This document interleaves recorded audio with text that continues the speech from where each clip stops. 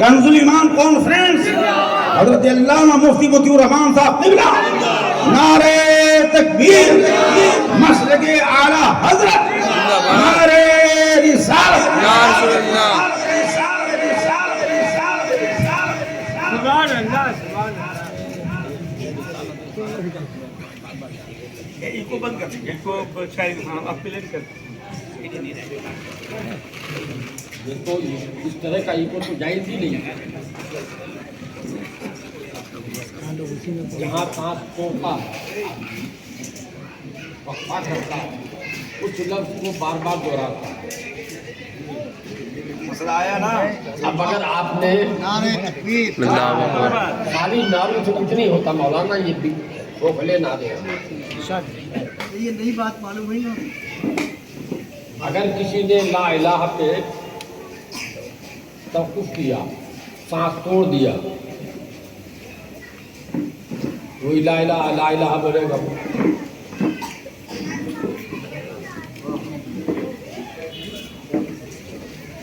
اللہ رہ گیا. لفظ لا الہ اللہ کے بغیر آپ سمجھ جائیے کیا معنی ہے. مانا تو کہ کوئی خدا نہیں.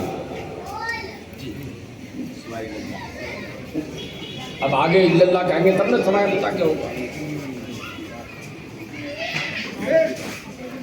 اور یہ ناقانونی زیادہ اب تو ہمارے مقررین بھی نعت خوانوں کو پیچھے چھوڑ رہے ہیں.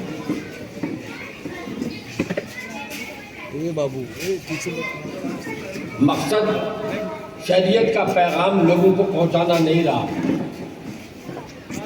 اپنی نمائش رہ گئی. نعت خوانوں کو اپنی آواز دکھانا اور مقررین کو اپنا تیور دکھانا. سامعین کو بھی وہی جو نماز نہیں پڑھتا وہ بہت زور سے نعرہ لگاتا ہے.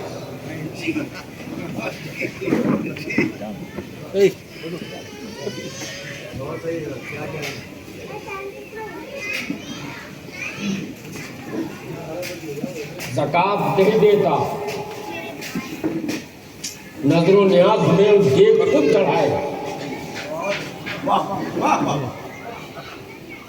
اللہ کے رسول سرور کائنات صلی اللہ علیہ وسلم نے فرمایا جس کے ذمے ایک ذرہ بھی کم سے کم مقدار کو بتانے کے لیے ذرہ کا لگ جاتا ہے، زکوٰۃ کا باقی رہ گیا، اگر وہ پہاڑ کے برابر سونا خیرات کرے تو خدا کے ہاں قبول نہیں.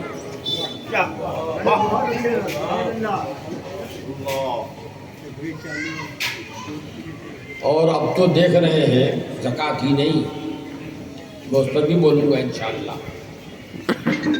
حج غائب ہو رہا ہے، عمرہ کا رواج ہو رہا ہے.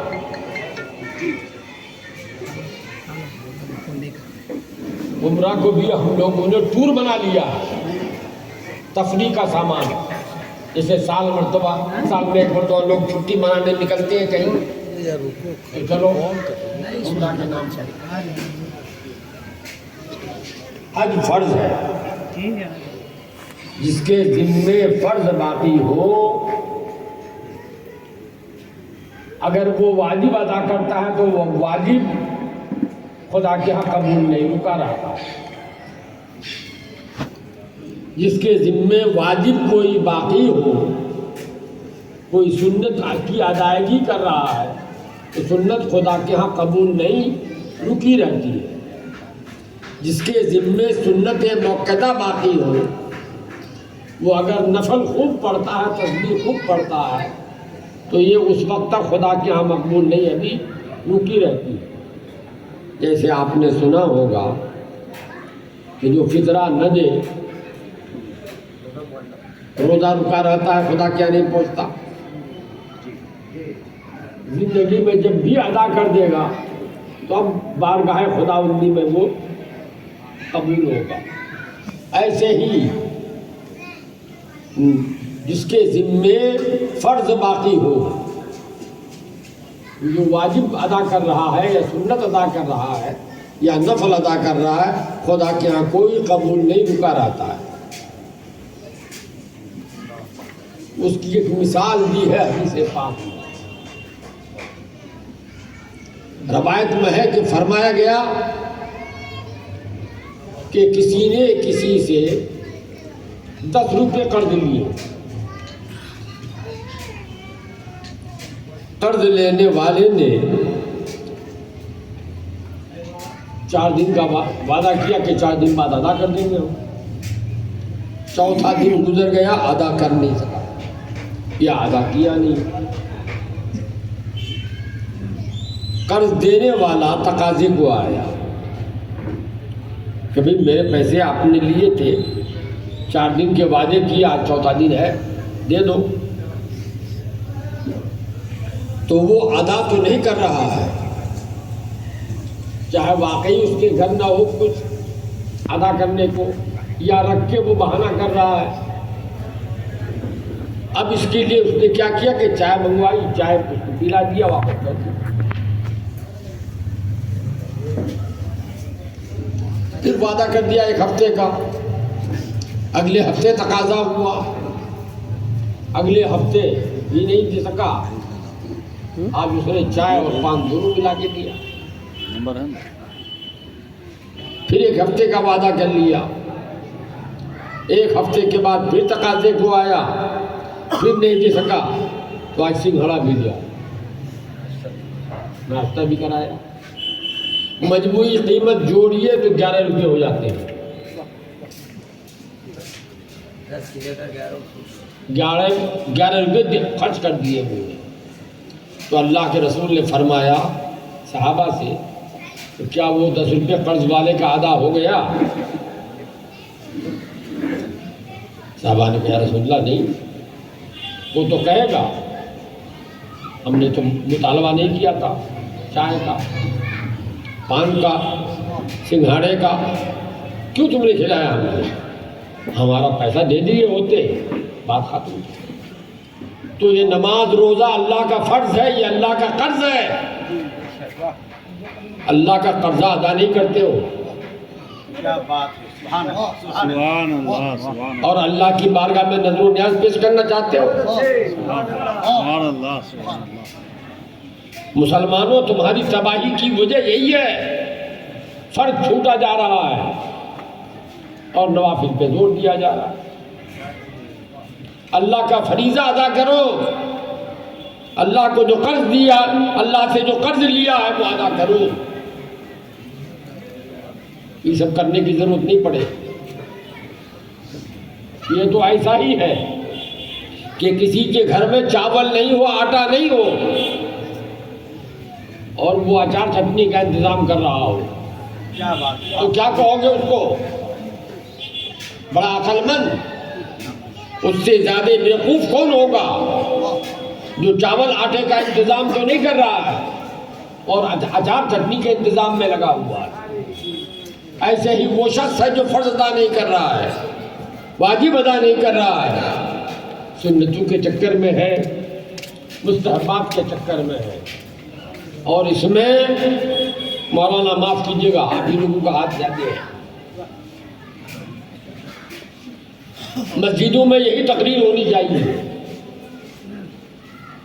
مگر مسجدوں میں کیا تقریریں ہوتی ہے؟ جلسوں کا تو جانے دیجیے، اب وہ جلسوں کا نام جو ہو رہا ہے فلاں مقرر، واعظ کے معنی ہے نصیحت، تقریر کے معنی ہے بولے جانا، نصیحت تو ہوتی نہیں ہے، بولے جا رہا ہے۔ واعظ کے معنی ہے نصیحت کے، دینی نصیحت کی جائے، آج دینی نصیحت کہیں نہیں کی جا رہی ہے، اور آپ کا مزاج بھی وہی بن گیا ہے، واہ واہ واہ واہ کیے جا رہے ہیں۔ ماشاءاللہ مقرر جتنا تڑپے، ہاتھ جھاڑے، چلائے، اتنا بڑا مقرر ہے۔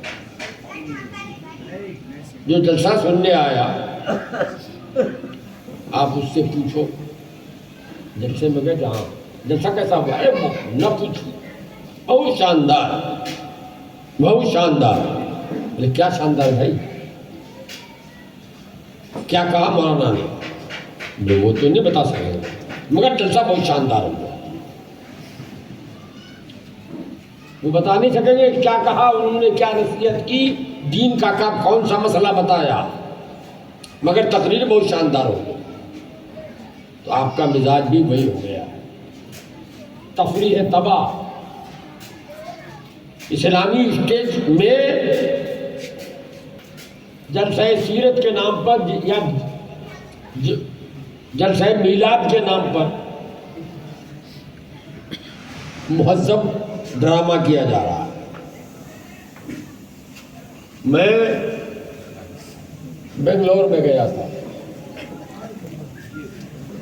ایک عرس کی مجلس تھی، ایک مولوی صاحب تقریر کر رہے تھے،